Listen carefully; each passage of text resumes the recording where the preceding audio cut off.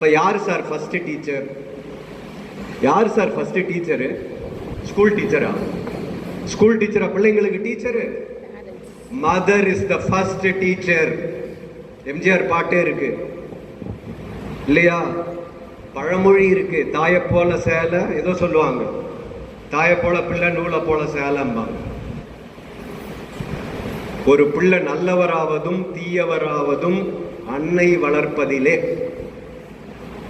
அம்மா தான் அந்த பிள்ளை 50 வயசுல ஜெயிக்குதா, 30 வயசுல ஜெயிக்குதா, 50 வயசுல ஜெயிக்குதா, சக்சஸ்ஃபுல் பர்சனா கோடீஸ்வரன் ஆகுதா, இண்டஸ்ட்ரியலிஸ்டா வருதா, ஒரு தொழில் அதிபரா வருதான்றது யார் கையில இருக்கு? ஃபர்ஸ்ட் டீச்சர் அம்மா, செகண்ட் டீச்சர் அப்பா.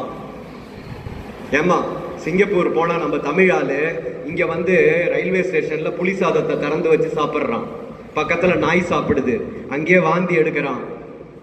இன்னொரு 100 வருஷம் போனா கூட இந்தியா திருந்தாது போல இருக்கு. we are the சூப்பர் பவர்ன்றோம். நம்ம வீட்டு குப்பைய தெரியாம போய் எய்த்த வீட்டு காம்பவுண்டு இல்ல பக்கத்து வீட்டு காம்பவுண்டுக்காரன் நம்ம வீட்டு காம்பவுண்டுக்கு நேரா கொட்டுறதுக்கு மனசு வர மாட்டேங்குது, பக்கத்து வீட்டுக்காரன் காம்பவுண்டுக்கு நேரா கொட்டிட்டு வந்துடுறோம். see our mental attitude.